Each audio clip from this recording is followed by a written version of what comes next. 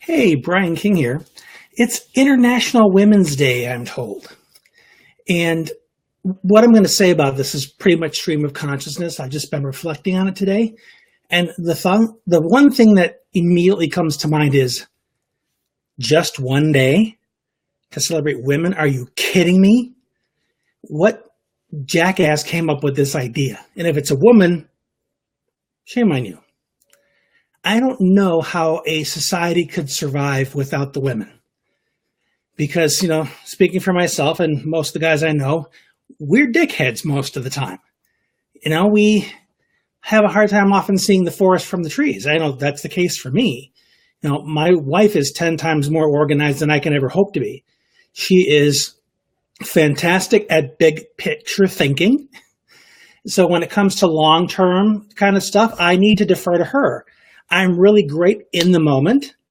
That laser focus, hyper focus, that can be really helpful for in the moment problem solving. Not that women don't have this.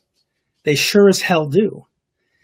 But in my case, that's the one thing I leverage the most in terms of my contribution to the family. What can we do right here, right now to shift things? And that is the biggest gift I offer my clients as well. Because when they're thinking, oh my goodness, there's all this stuff, I'm so overwhelmed, I'm able to go, let's focus on this one thing. But without the women, without my wife, holy cow, we'd be living in our own filth in this house. And when I think about growing up, my friends were disproportionately girls. That's because when I was growing up, I was much more reflective, I was much more sensitive, clumsy as hell. I couldn't do anything in sports, not even the stuff on the playground because I was so uncoordinated. And now what I know now is the Ehlers-Danlos syndrome. My joints are too loose. I don't know where my body is in space, and the result is I'm clumsy. Well, the boys thought that I was a little wussy, I was a little girl, I was a fag, whatever they wanted to call me. They were just so cruel. So I would gravitate towards the girls. And what would the girls be like? They'd sit around and talk. They were very welcoming. That was the group of girls that was gossipy and very cliquey, but that wasn't all the girls. So I hung out with the ones that were much more laid back, much more nurturing, and were interested in what I had to say. I had a voice when I was with the girls. I was told to shut up when I was with the boys. So if it wasn't for the welcoming way of it, I was pretty good at climbing trees. Oh, well, that's the mother of some kids I grew up with. Some really good memories there, too. And if it wasn't for the girls, I don't think I would have had any sense that I belonged anywhere because they welcomed me in when the boys didn't. And even now, as a 47-year-old adult, I'd say 95+% of my friends are girls. And I've recently begun finding some very heart-centered, very willing to be emotionally vulnerable men, just like within the past year or so.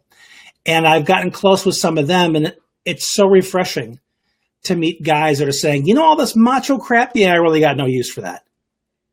I want to be much more present and much more open and much more vulnerable with my kids because I want them to grow up to realize there's more to being a man than how big your muscles are and what's between your legs, okay?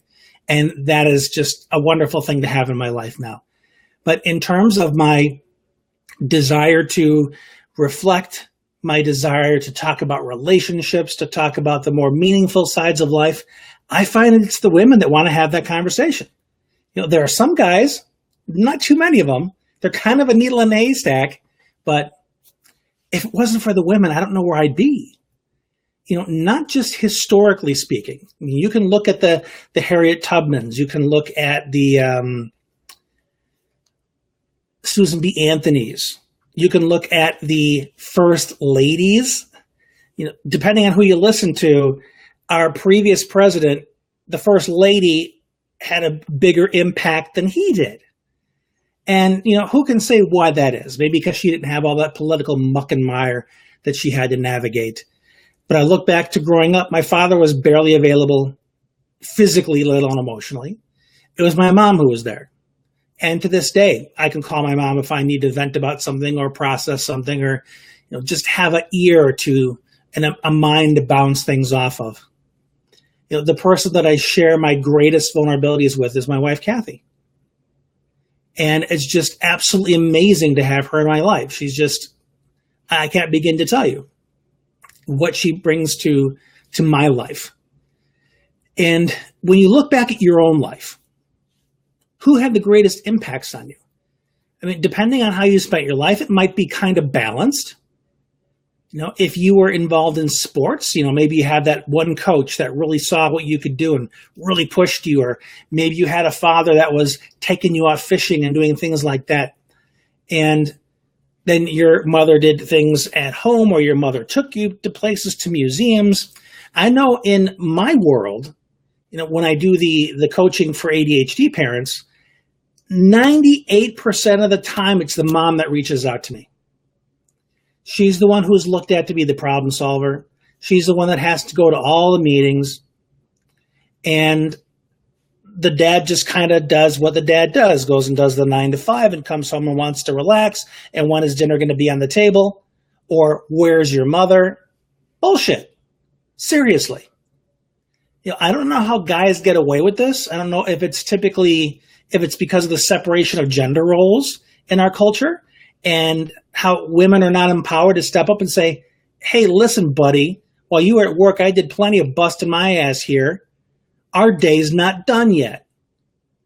Turn off the sports, put the recliner down, get off your butt and be a part of this family.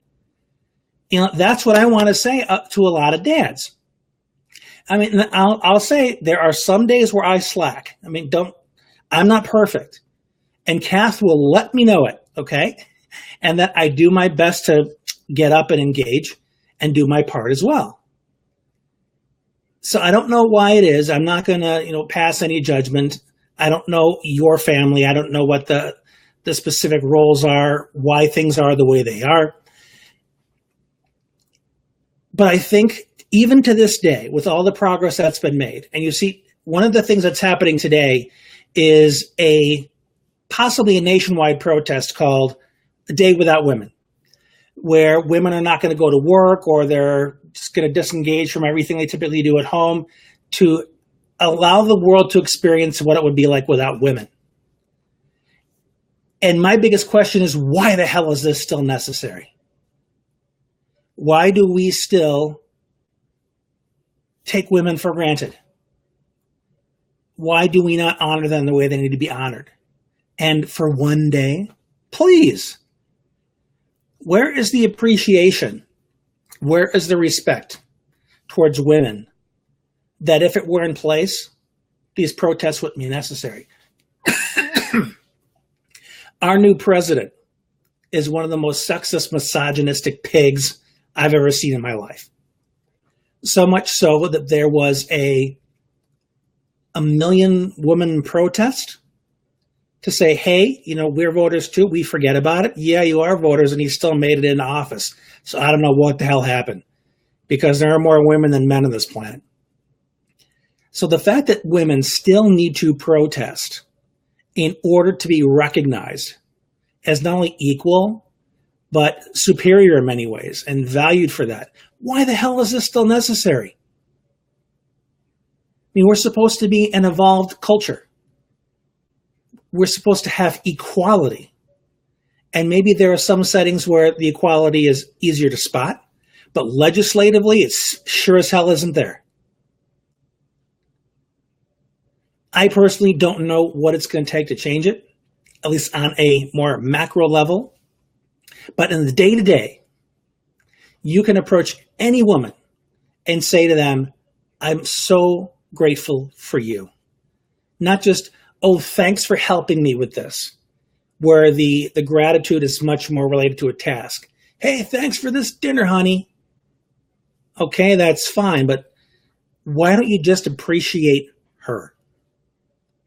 I appreciate you, the person that you are, not just the stuff that you do for me to make my life easier. If you just want to be waited on, hire a maid. But Your wife, your mother, your sister, your daughter brings so much more to your life. Why can't you just say, I appreciate you? The fact that you're in my life and giving all that you do makes my life so much richer. I'm grateful for you. And you can do that to a female colleague. Hey, you know what? I'm really grateful for you. I love working with you. I love having you as a colleague. So one thing that I do for veterans, when I see a veteran, if I have an opportunity to stop, I'll shake their hand and say, thank you for your service. I'm not pro-war. I wish there weren't any. But I know the sacrifices that soldiers make being shipped away from their families for 6 months at a time, whether there's a war or not, because they want to be ready to protect the lives of myself and my children. So I thank them for their service, for being there at the ready just in case. And you don't need to have a specific day for that. You don't have to wait until Veterans Day and say, ooh, I hope I see a soldier today. You do it whenever you see one. Whenever you see a woman in your life. Every day, as much as possible, I like to say to my wife, I really appreciate you. And I hope it doesn't get old because I mean it sincerely every time. So those are kind of my thoughts on it. You know, I don't know if this is useful in any way. I just want the ladies of the world to know that I appreciate you greatly. I've got your back. I'm always at your side. I'm one of your biggest allies. And if there's ever anything that I can do to support you and the work that you find important, you know where to find me. So until we get a chance to chat next time, this has been Brian. Have an awesome day.